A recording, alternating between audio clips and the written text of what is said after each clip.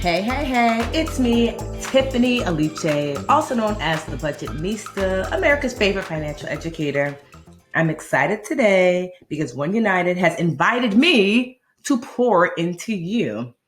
Today, we're going to learn all about how to get good with money.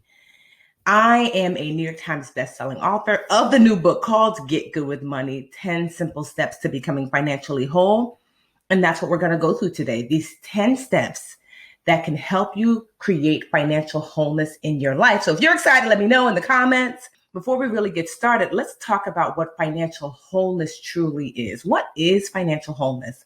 Financial wholeness is when these 10 components that we're about to go over come together to create the foundation that you need to grow the rest of your financial life on. I'll say that again. It's when these 10 components come together to create the foundation that you need to grow the rest of your financial life on.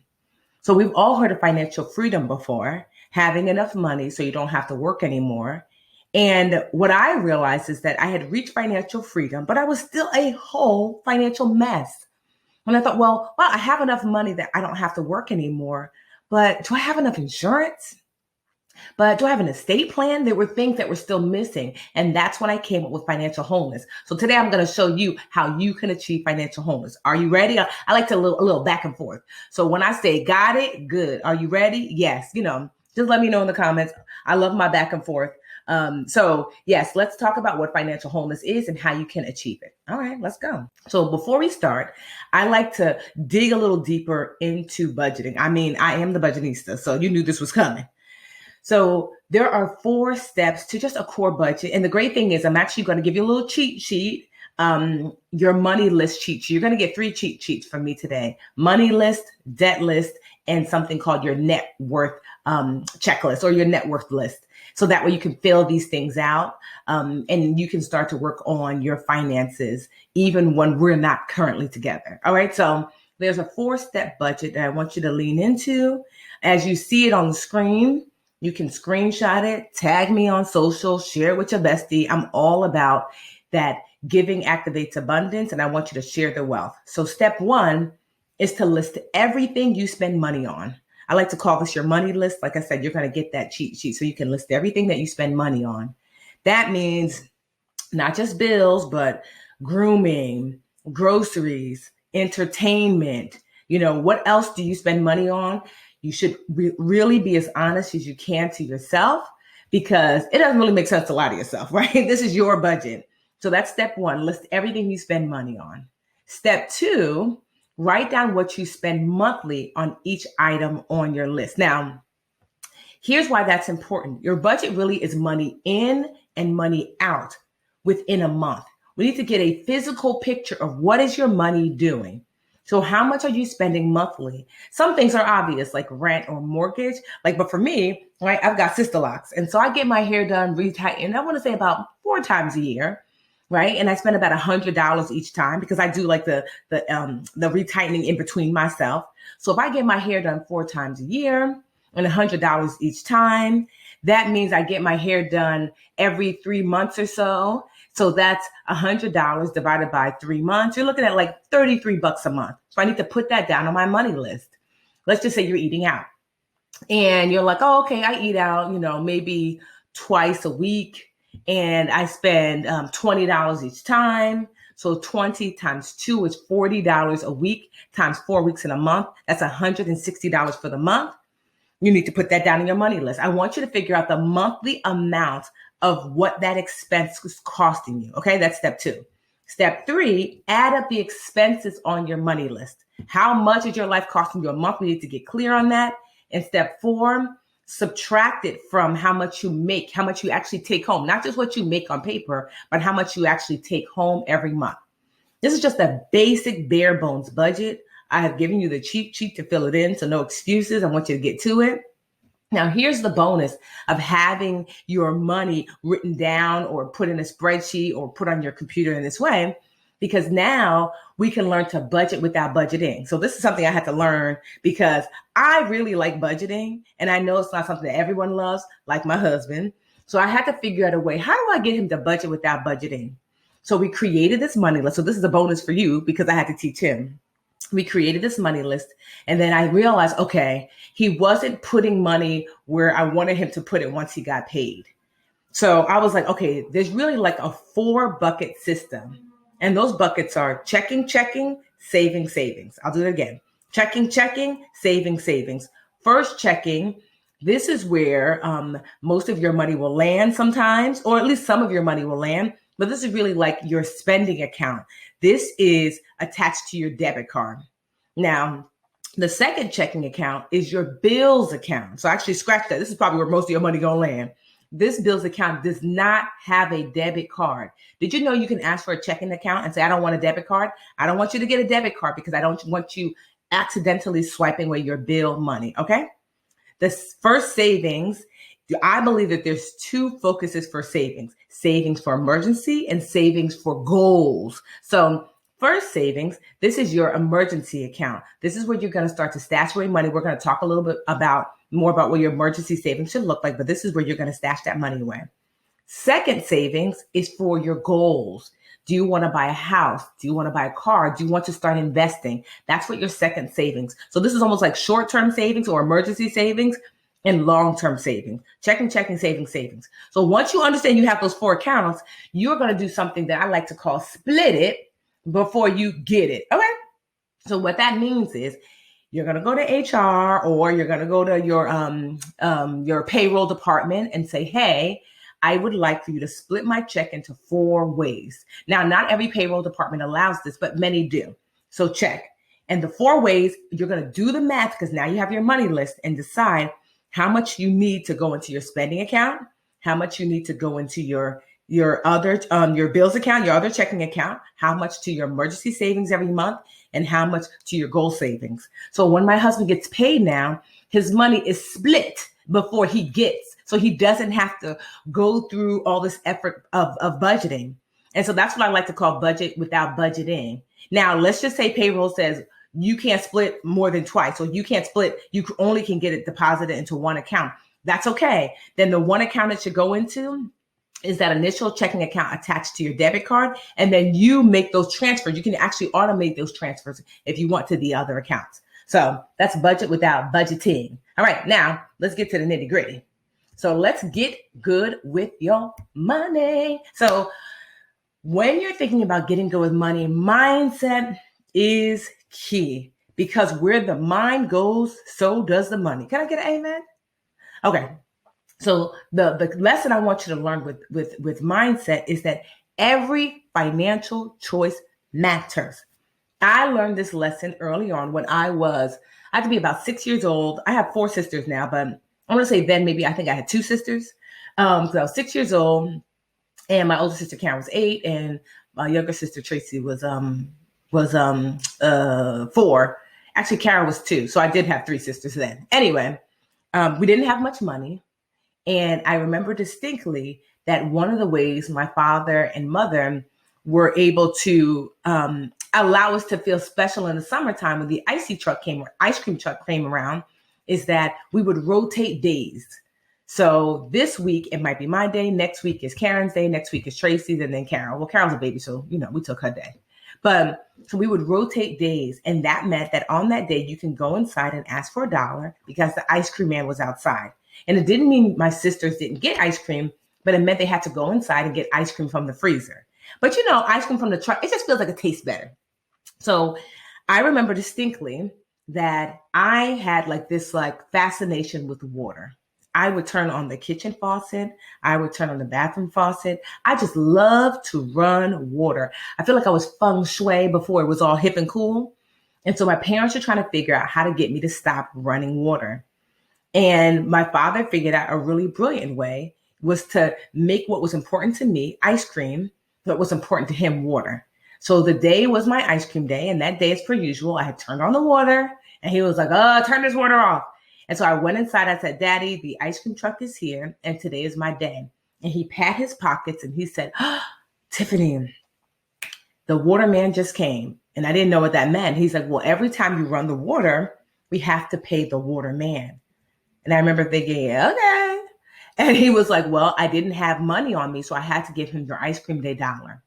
Needless to say, 6-year-old Tiffany fell out. I was so upset because it was my day. And he explained to me that every time we did things around the house, sometimes those things cost money. And he linked for the first time, it was like my first money lesson, to understand that every financial choice matters. That if I constantly chose water, that means sometimes I was not going to be able to choose ice cream. So what's your water? What's your ice cream? What are you choosing that maybe is not as important to you? And as a result, you can't get the thing that really matters to you. You know, what's your water and what's your ice cream? Let me know in the comments. Every financial choice matters.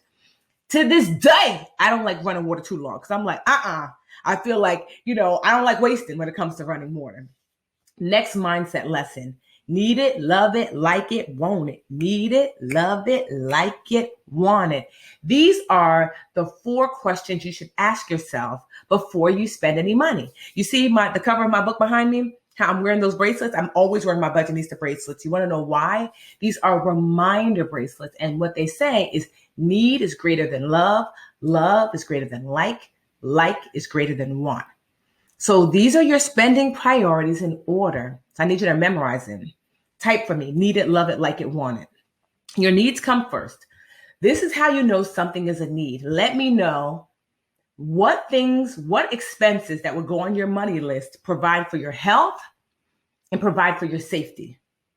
Is it rent, mortgage, lights, water, medicine, transportation, gas?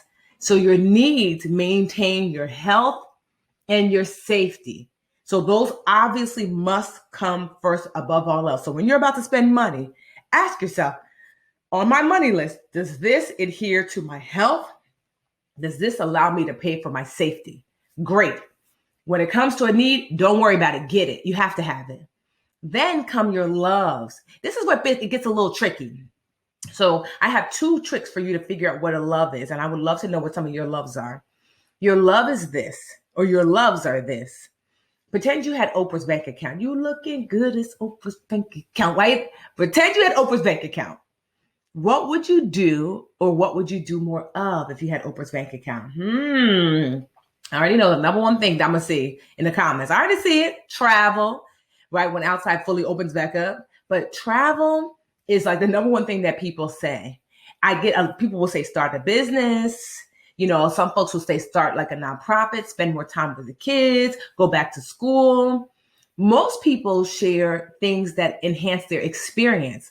So loves then are things that give you long-term joy. So I want you to remember that it's a love if you know a year from now, you will still be experiencing the positive effects. Okay? Meaning, so for me, I love to travel. So I can still remember, I went to Greece, I want to say 3 years ago, I went to Santorini, Greece. And it was probably like my 2nd or 3rd time, but it's so beautiful. Have you ever seen the pictures of Greece where it's clearly an island and the houses are white and the roofs of the house are like the color of my dress? It's like vibrant blue. That's Santorini, Greece. And pictures cannot describe or capture how beautiful it is. I have not been to Santorini, Greece in 3 years. It's still bringing me joy. That's how I know travel is a love for me. So what are some of your loves? Let me know. What will give you joy still a year from now?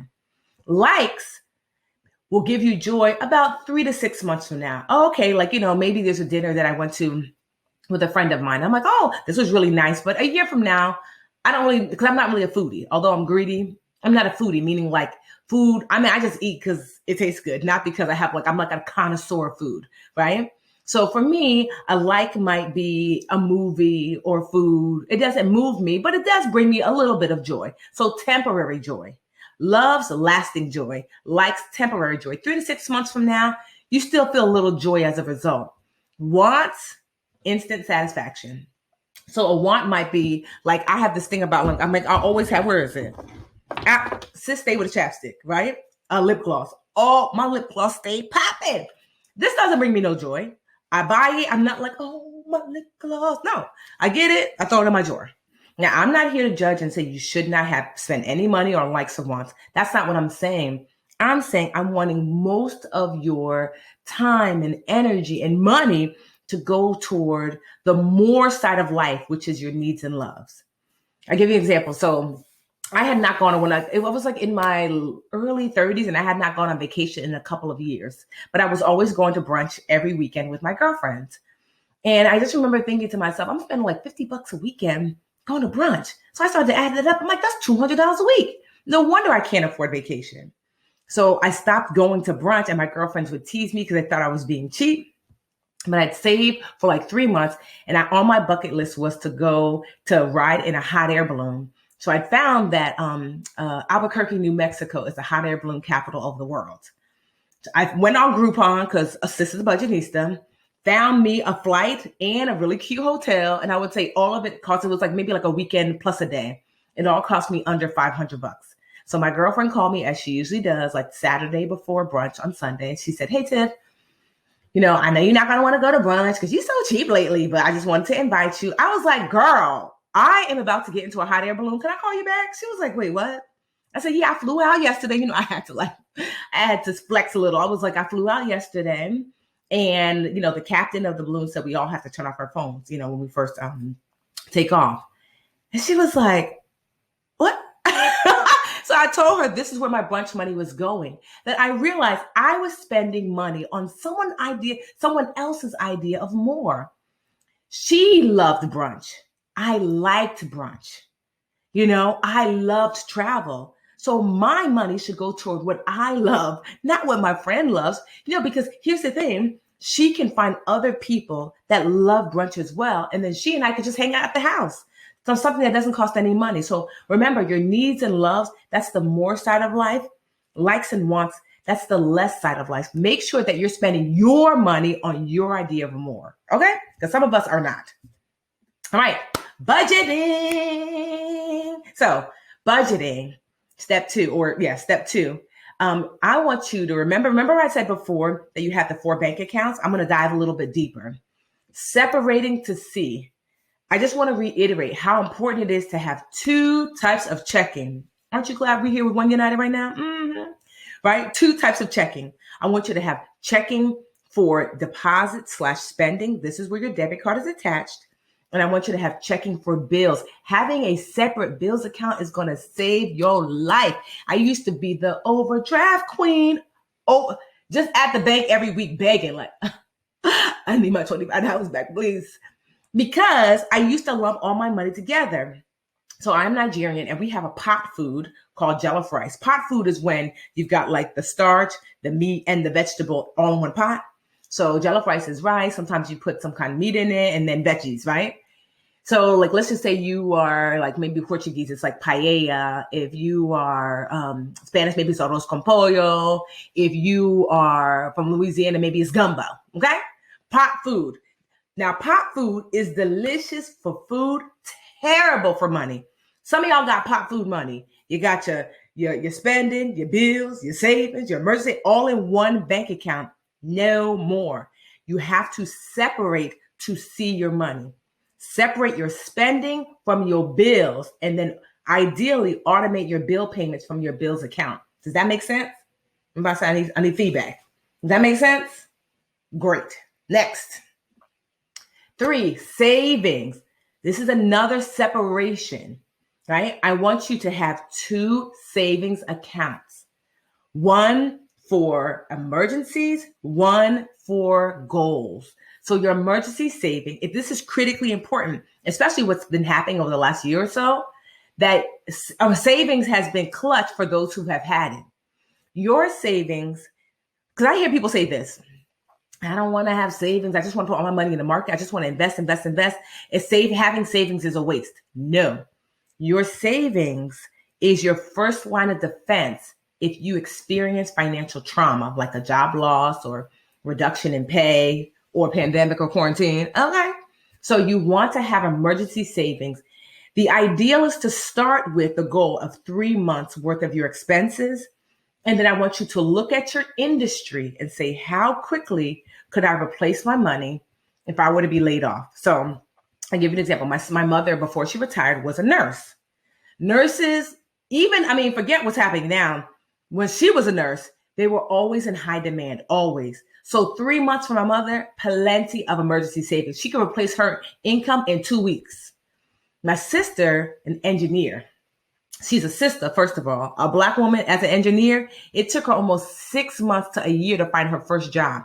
So she would likely want to have at least 6 months in her emergency savings. You see what I mean? The bare bones is 3 months. Then you look at your industry and say, how quickly could I replace my income if I lost it? And that's how you know how many months of emergency savings that you want to have. That's your first line of defense. The reason why so many people lean on credit cards when they lose, their job or whatever is because they didn't have their savings stacked up. So stack your coins, okay? And then you want to have your separate savings account just for goals. You actually might want to have multiple. You might have a savings account for a house, a savings account for a car, a savings account so you can start investing eventually. Or you might want to just have all of those goal savings in one savings account. It's up to you. But like I said, I like to have 2 checking, 2 savings. Got it? Good. Está bien. All right. Debt. Whew. First of all, I want you to lose out when it comes to debt. Here's the problem. Most of us folk, they did this study one time and it showed like the number one goal for Black community when it came to money was to be debt free. The number one goal for communities at large, meaning everybody else, was to grow wealth. I'm here to say debt freedom is a goal. Debt freedom is not the goal. I'm going to say it one more again. Debt freedom is a goal. Debt freedom is not the goal. Okay? So the goal really should be financial wholeness and growing wealth. So let's just pretend this is wealth. And debt freedom is my neck, right? On your way to wealth, pick up debt freedom at the market and then keep going to wealth and financial wholeness. People stop right here. No, that's stunted financial growth. I want you to understand it's a goal, not the goal. Okay. Now, one of the ways to make sure that you're taking care of your debt without giving it all of your energy, because I really want you to put your energy toward what wealth and financial wholeness. One of the ways to do so is to set it and semi-forget it. One, you're going to choose what debt method you're going to use to pay off your debt. And so that is, are you going to use the snowball method or the avalanche method? I like to do a mix of both. And just so you guys know, I'm pulling literally all of that from, I like to call her sis right here, Get Good with Money. I'm pulling literally these 10 steps I'm giving you a little sneak peek, so I dive deeper and Get Good with Money. But so you're going to choose avalanche or snowball. I like to start with snowball and then sprinkle in some avalanche. Snowball works like this. You focus on the debt with the lowest balance first, meaning that you get early success. It's like, I've been trying to work out. I have not been trying to work out. But if I was trying to work out and lose quarantine weight, then instead of saying, I'm going to run 2 miles tomorrow, I might just say, I'm going to walk 2 blocks. Early success. 2 miles seems overwhelming. Okay. So same thing with using the snowball method. That means you're going to focus on the debt with the lowest balance first, because that's going to allow you to get early success and get some momentum. And once you start paying off some of the lower balance debt and the debt gets to be higher and higher balances, then you're going to want to switch over to the avalanche method. That's when you pay off the debt with the highest interest rate first, because that's the debt that's costing you the most amount of money. Right? And especially if it's a high balance and a high interest rate, it's really costing you a lot of money. But here's how you expedite that. It's with number 4. I like to call it UM. Someone type in the comments. UM, unexpected money. Unexpected money is any money that you were expecting to spend but did not, or money you were not expecting to receive but did. Example, if you have a regular job, you can consider like a raise, unexpected money, a bonus, unexpected money. Even your refund check could be unexpected money. Even though I know you're kind of expecting it, it's money outside of your normal job. Maybe it's holidays, you get money. Your birthday, you get money. Okay?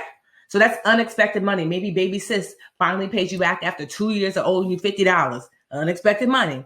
Put that money towards your debt within, I like to do it within an hour. I receive the money and I decide what debt am I currently focused on. Let me boost it up with this unexpected money.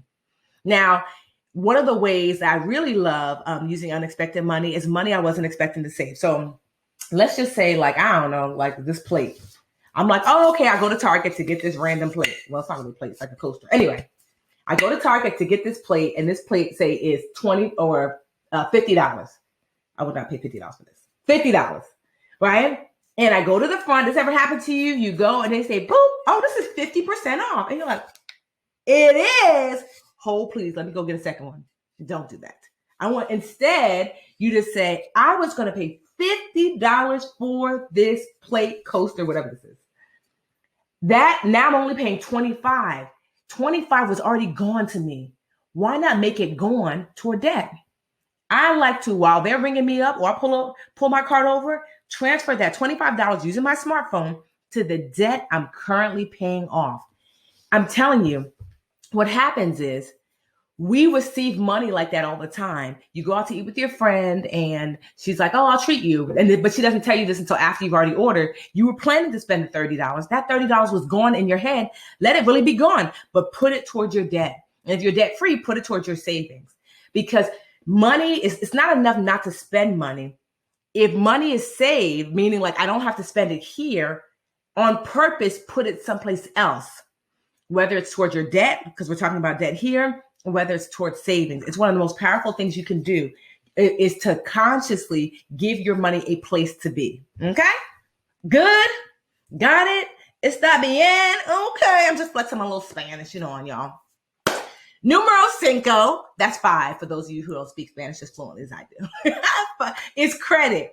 So I like to call this like pay off pennies or my jump like Jordan method. So I'm 41. So I grew up with Jordan. Okay, I have seen him play at the Garden. And so Jordan, when he used to jump, he would jump and literally look like he was floating and staying in the air. That's what we want with our credit score. And so one of the best ways to do this is to pay off a debt every month in full. You can pay off a mortgage. That's too much. You can pay off a car. That's too much. But what if you can look at your money list? Oh, and sidebar for debt, I'm giving you guys a cheat sheet. So One United will have like the debt list cheat sheet for you. So just so you know, you'll have that. It's my gift to you. Okay, directly from Get Good Money, honey. So for credit, I want you to look at your money list that we talked about earlier. And I want you to ask yourself, okay, what's my cheapest expense? Let's just say it's Netflix. I think Netflix is like what, $12, right? That's my cheapest bill. Normally you would say, this is Netflix. This is my bills account that you now are going to open if you don't have one already. Remember, the bills account is a checking account that does not have a debit card. This is just where your bills come out of. This is where you put your bill money into. So normally Netflix would go pull the money from your bills account every month. Netflix goes to your bills account. Netflix goes to your bills account. But what we're going to put in the middle is a credit card that you've paid off. If you haven't paid off a credit card, work on paying one off. A credit card that you've paid off, we're going to put that in the middle of that equation. This is your Jump Like Jordan card or your Pay Off Pennies card. It's going to go in the middle. Netflix, instead of going directly to your bank account, is going to charge that card that $12 a month. Your bills account, instead of giving the money directly to Netflix, is going to pay off that card every month. Netflix is going to charge the card. Bills account going to pay the card. Netflix charge, bills account pay. Netflix charge, bills account pay. In so doing, I promise you, paying off this card in full every month, you're going to see a jump like Jordan happen. So my Jump Like Jordan card, I keep it at home. Nothing else is allowed to even grace this card. The purpose of this card is to pay it off in full every month. Now, here's the key. Here's the high key, low key. It's really important, so lean in. You need to make sure that you pay this card after the statement date, because the card tells the credit bureaus, Tiffany used the card. That's the statement date. You want it to be recorded that you used the card. So paying it off after the statement date. The statement date is often on your statement, hence statement date. If you don't see it, call the card company and say, when is my statement date? They'll tell you. But you want to pay it by the due date because you don't want to be late. Hello, the whole point of raising your credit is not to be late. So having Netflix charge your card, having your bills account pay the card after statement date by the due date. Okay? I did this. You might be like, really? Okay. Play with me if you want to. During the Great Recession, why do they call recessions Great Recessions? They're not great. They're terrible. So anyway, during the 2008, 9, 10 recession, I lost my job. I was a school teacher and I had a condo at the time that I bought and I could no longer afford the mortgage. So my credit score went from an 802, which is A++, all the way down to a 547, which is F minus. So it was not cute. And I was trying to figure out how am I going to raise my score?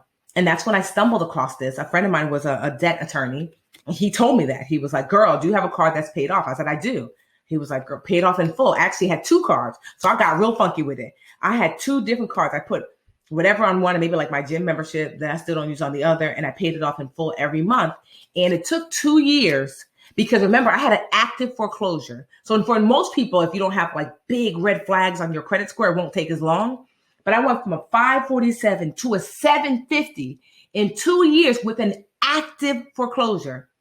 That means I had a foreclosure just on my car looking at me like F, and still had A+ credit. That's how powerful this tool is. Okay, can I get a witness?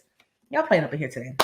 Also with credit, something I've done for my baby sister, Lisa, is become an authorized user. Do you know someone with good credit? You see that picture? That's me, because I got good credit. So maybe it's your sister, your cousin, your brother, your mama, your uncle, your auntie, someone with good credit, someone who pays off the card in full every month. Ask them if you could be an authorized user. Are they going to give you a card? No. They're going to keep their card, but they're going to add you on. It's called piggybacking. And so when they pay off the card, it looks like y'all paid off the card. Now, here's the thing. They have to actually be paying off the card because you're going to inherit whatever behavior they did. So if they don't pay off the card and they let the card run over, it looks like you are also late. So make sure, whoever you're asking actually pays off their card in full. You can call the credit card company with them because you likely are going to have to give like the last 4 digits of your social. And you want to confirm that indeed they're going to report that card usage on your credit report. So that's what I did with Lisa. I was like, can this be reported to her credit report? They said, yes. I kept a card. I did not give her a card, paid it off in full, and helped Lisa to get some points. Okay. A lot of people do this for their kids. I know you could do this, I think, for children as young as 13 with certain places. But, that way you can start building their credit before they need it. Okay. Because this is credit. Credit is real sassy. Credit's like, I'm going to need you to know me before you need me. Okay. Yeah. That's how credit works. All right. Now here's really how credit works. The 5 components of your credit score, 10, 10, 15, 30, 35. These are the components. 10% increase. Anytime you go to a place and they say, would you like to save 15% on your purchase today by applying or opening up a credit card? Say no. Here's why. Because every time you open up a store card or every time you let somebody run your credit score in an effort to loan you money, you're losing points. I'm not saying never let anyone. I'm saying make sure that whatever you're going to lose those points are, it's important. Are you getting a car? Okay, sis, let them run your credit. You need to get this car. Are you getting a home? Got you, bruh. Let them run your credit. You're getting this home. But I wouldn't want you to waste those points at like a store. So hold on. Those are increased. You can look at your credit score anytime you want because you're not lending to yourself. You can look at it 15,000 times a day. But if you let someone else, usually how you let them do is you give them the last 4 digits of your social security number. That's how you know. Basically, if you're applying to borrow money, that's an inquiry. 10% gone or 10% affecting your score. Type of debt. So the credit bureaus just like to see like, oh, she know how to do both. Okay, Tiff, get you somebody who can do both.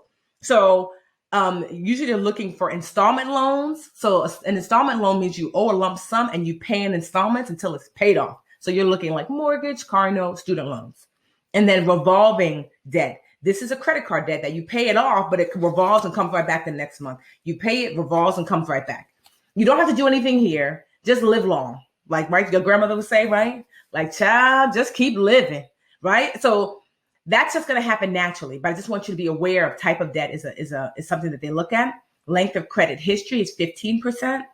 I like to keep my oldest credit card open. That's actually my Jump Like Jordan card. And I do that so I can help with that length of credit history. They just like to see that you've been experienced for a number of years, right? And the only thing you do, same thing, just live, keep on living. And as an adult, that length of credit history will extend. 30% is amounts owed, also called utilization. So utilization is kind of like, oftentimes people who are paying their bills off every month, and they just don't understand like why is my credit score not looking cute? It's because you're probably using too much of your credit cards. So let's just pretend this credit card is 100%, $100 limit, and your balance is $50. That means you're using half the card. 50%, that's too high. Your new max is 30%. On a $100 card, try to keep your balance under $30. Does that make sense? Now, $30 will keep your credit score where it is. If you want to raise your credit score, keep it even lower. Keep it under 10%. And utilization looks at your individual card by itself as well as the average of your cards. So it's looking at this card and saying, wow, Tiffany, of the $100 that has allotted to you, you're using 50%. Child, that's high. And then I bring in a new card. This card I'm not using at all. It's also a $100 limit, but no balance. So it's like, okay, well, now your utilization on average is 25% because I've got card, $100 limit, card, $100 limit. I'm using half. I'm not using any. So I'm really using 25% of what's allotted. Half of this is 25% between these two cards. This is what people do sometimes. They mistakenly close cards too soon. They say, okay, I'm not using this card. I'm going to close this card. Now I just went from 25% utilization back up to 50%. So remember, with utilization, the rule of thumb is 30, right? So it's 30% of your score, and you want to keep your utilization under 30%, okay? Now, 35% is payment history. That just means, do you pay them people? Do you pay on time? Do you pay at least the minimum? That's it. Now, here's the trick. You have that bills account that we talked about earlier. You see how everything all ties together? Okay, right? So that bills account, that's going to be your bestie. Because if you automate your bills from your bills account, guess what takes care of payment history for you? That bills account. Because automatically paying your bills will help with your payment history. Okay? All right. Now, normally, there are different types of credit scores, but I like to focus on the FICO score. It's the most used score. And if you have a good FICO score, you likely have other good credit scores. So FICO ranges from 300, F minus, all the way up to 850, which is an A++. Now, low key, high key, the beginning of perfect credit, it's around 740, 750. So when your bestie is like, well, girl, I got an 800. If you have a 750, you're like, well, sis, same. Because they look at your credit as a range. You don't have to kill yourself to get into the 800 club.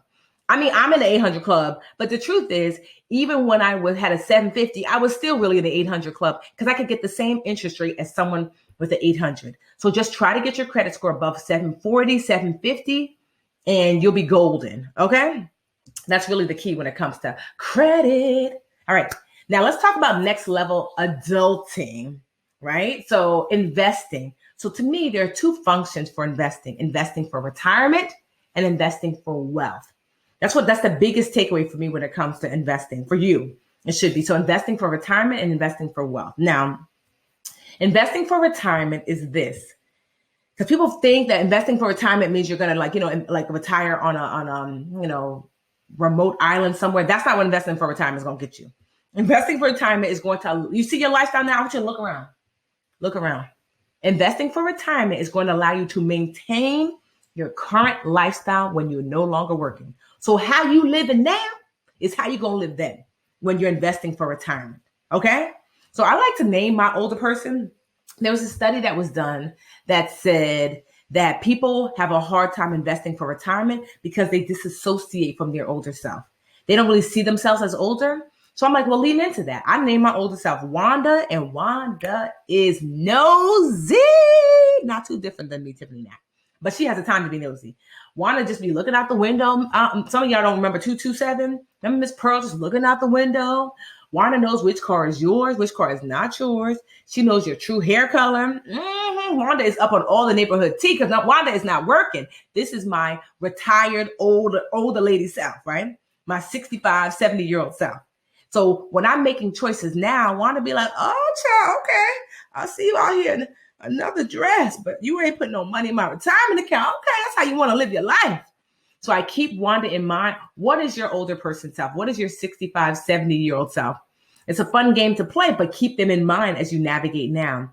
You want to be setting aside at the bare minimum 10% of your income to set aside for your Wanda, your older person self, ideally 15, 20% or more. Because the money you make now is not just for you. My money is not just for Tiffany. It's for Tiffany and Wanda. And Wanda's not even looking for half.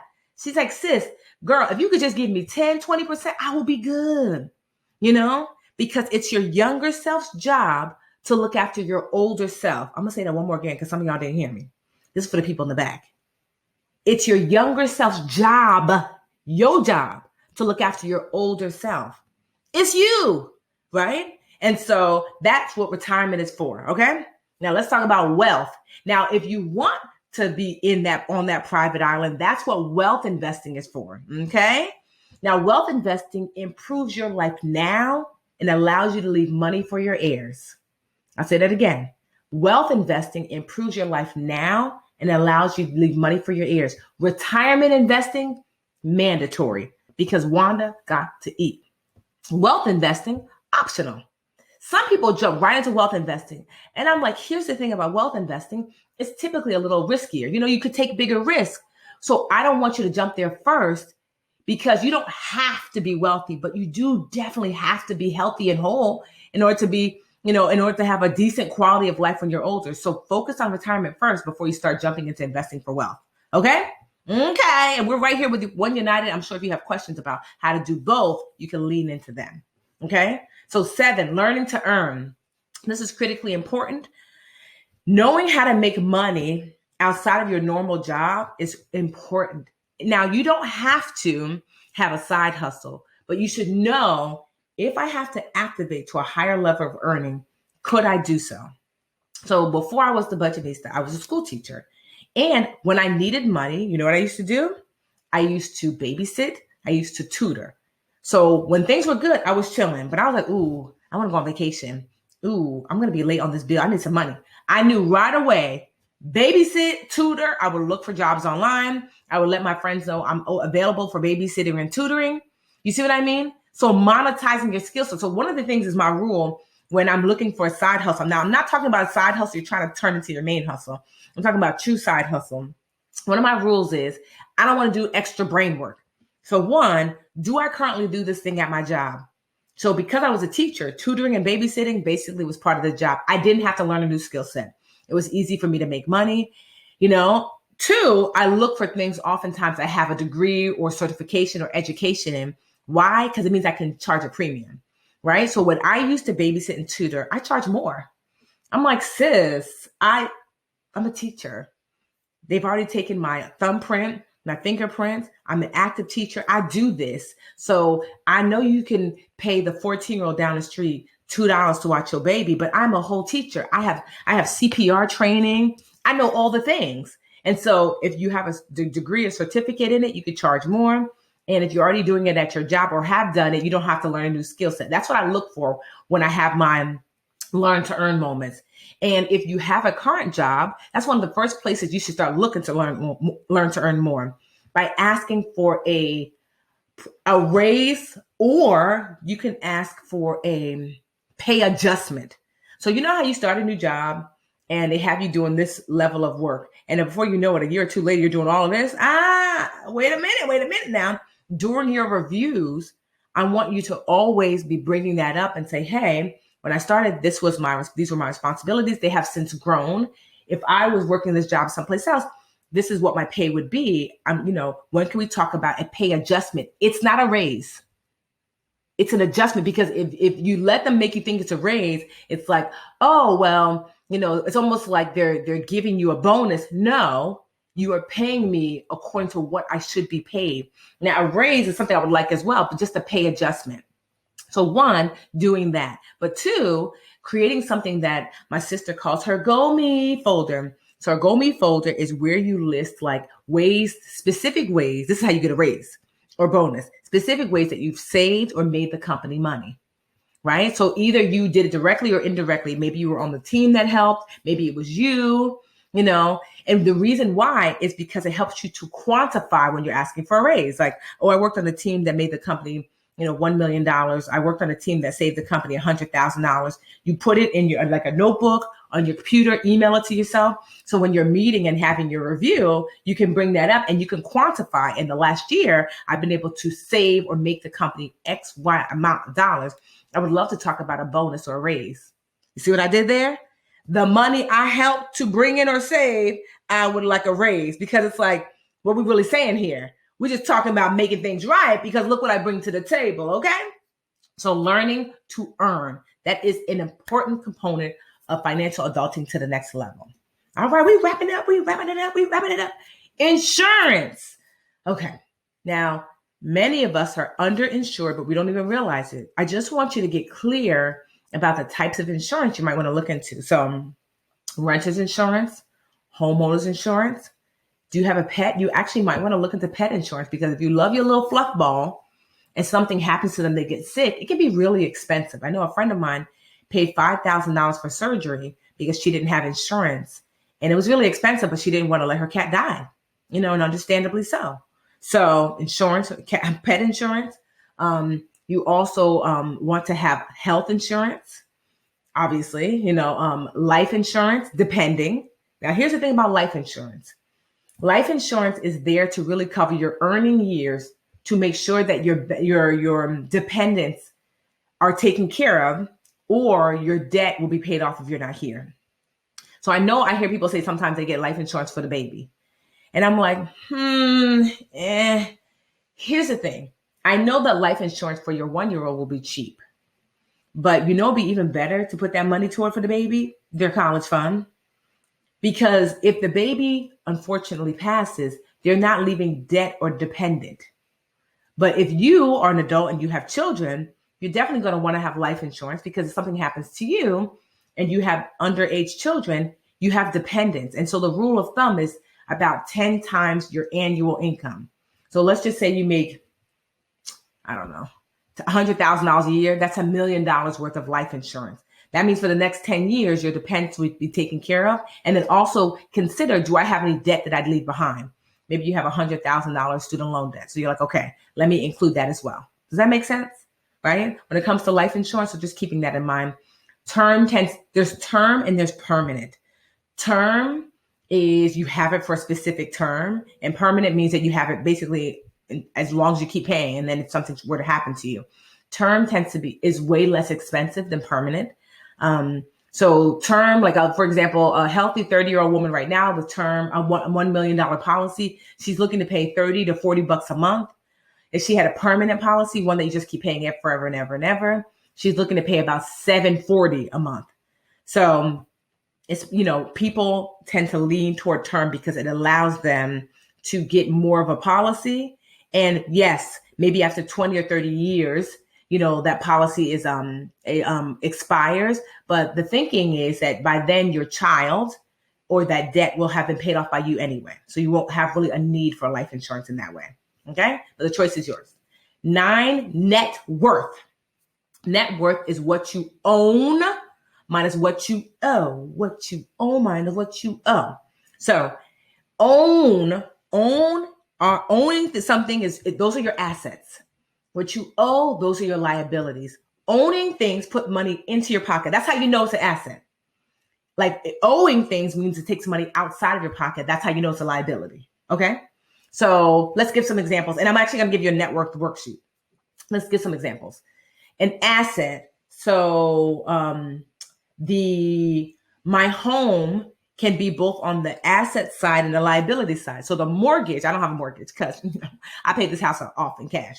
But let's just pretend like I had a mortgage. My mortgage would be the liability, right? But the asset side would be the home itself, the value of the home. So let's just say my home is worth $100,000, and my mortgage, my mortgage is $50,000. So if my mortgage was expressed in net worth, it would be $50,000. That would be what my net worth would be expressed as a mortgage, because I owe 100,000. I own 50. I own 100,000, but I owe 50. So 100,000 minus 50,000 is $50,000 for me. That's what I own. Okay. So like this house now, because I don't have a mortgage, it's just fully an asset for me. Other assets are investments. So, do you have stocks? Do you have bonds? Do you have a retirement account? Do you have maybe jewelry? Maybe you have artwork. Maybe you have, like for me, I own the copyright to Get Good with Money. I have other books that I've written that I own like copyright and stuff for, trademarks, businesses, So these are things that can be your assets, and liabilities are basically debt. Who do you owe? And that's your liability. Those are your debts, right? But I give you, like I said, I'm giving you a worksheet so you can fill that out. So you should know what your net worth is. It's a good temperature taker because someone could have like $1 million worth of assets, but then $500 million worth of liabilities. And you're like, that's not wealth. You're wanting to own more than you owe. Okay, great. Now let's talk about number 10, estate planning, right? Some of y'all are going to be like, I don't have an estate. Oh, but you do. So do you have a bank account? Do you have a pension? My husband has a pension still. Do you have life insurance? Right? So if you have these things, are your beneficiaries updated? You might be like, oh yeah, but didn't you just have a baby? Put that baby on your beneficiaries. I'll give you an example. So my husband has a pension. We got married 3 years ago. I have a bonus daughter. She's 14. So before I came along, his sister was a beneficiary on his pension, right? And so we had to switch it over because now that we're married, I'm the beneficiary along with his daughter. Same thing for me. Before I got married to him, I had my sisters on as beneficiaries on my life insurance policy, on my bank accounts, and on my retirement account. It's important to have beneficiaries because I know a friend of mine works at a bank, and he said, you know how sad it is for someone to come in to the bank, someone has just passed away, and they need to access their money so they can pay for the funeral. And they have the same last name as the person they're coming in for, mom, dad, whomever. And he's like, there's a process, not to say they'll never get the money, but it's going to be a more lengthy process because they're not listed as a beneficiary. If they were a beneficiary, they could easily access that money and lay their loved one to rest. So make sure your beneficiaries today are updated, okay? A will. A will is a document that says, do this with my stuff, and if you have children, this is what I want to happen to my children. This is especially important, especially if you have children, because let's just say that, you have children and you're Muslim and your brother's Muslim, your sister's Christian, you love them both, but you really want your children to be raised Muslim. And so you would love that your children were raised with your brother because you know that he would raise a Muslim because he's now Muslim as well. Well, in your will, you would state that because if not, then you don't know what might happen when you're no longer here. Your will is clear directions of what you want to happen to your heirs and your affairs when you're no longer here. Okay? A trust is the next step up from a will.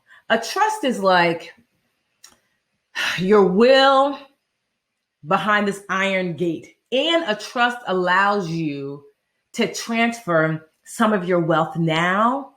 So some of your heirs can avoid paying some of the expensive taxes that happen as a result when wealth passes from one hand to another.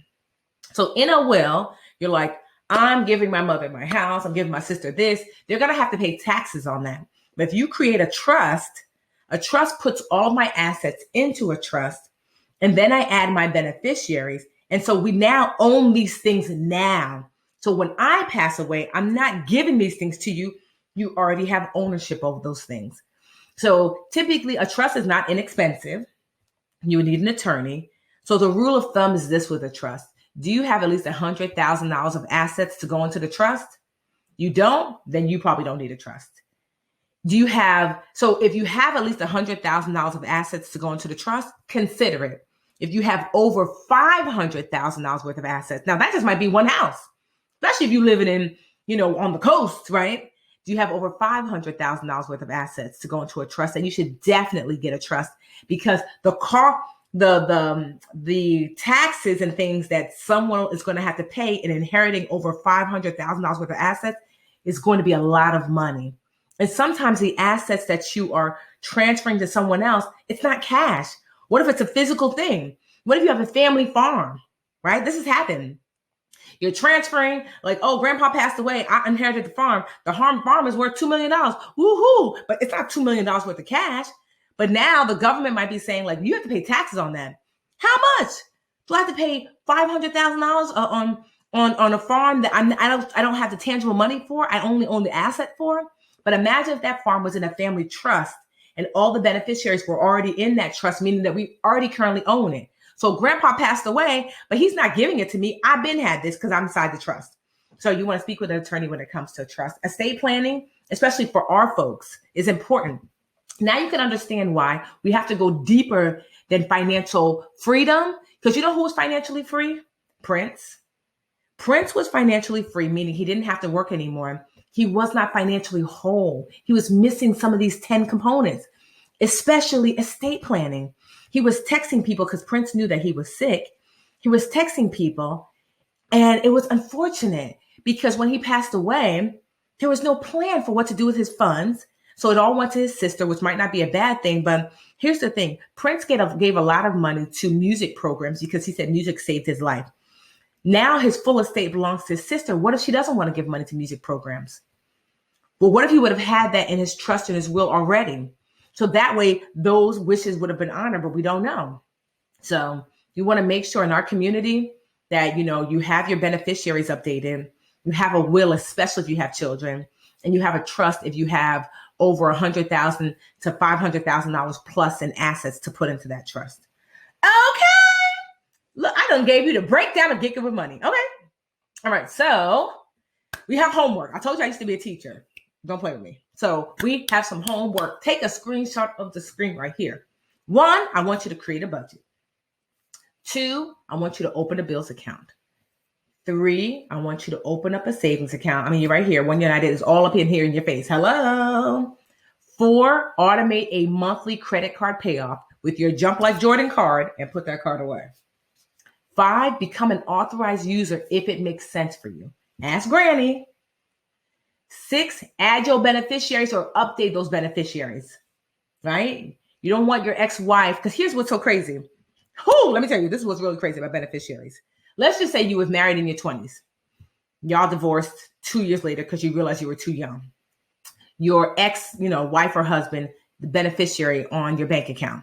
You've been married now to your new spouse for 20 years. Now you're 50. Been married for 20 years, don't think nothing of it. Your will, you have it all. My will, this is what happens in my will. Then you pass away. And your current spouse goes to say, okay, these things belong to me. And the ex is like, actually, they don't. I'm the beneficiary. No, but the will said, do you know that those beneficiary forms, what's on the beneficiary, like at the bank, on your life insurance, on your pension, that trumps what's in the will? Did you hear what I said? What you have listed as your beneficiaries, as your beneficiaries on those accounts, trumps what's written in your notified, certified will. Yes, that's why. If you don't do nothing else, do that, okay? Because it carries more weight than what's in your will, okay? So that means that ex-wife, ex-husband begin all of that. 7, take 2 minutes, right? So I have this financial wholeness quiz. I want you to go to GGWM quiz. You see it on screen? GGWM quiz. There's just this 2-minute quiz. It's going to tell you how close or how far you are from financial wholeness. 0%, 100%, 10, 20%. Okay?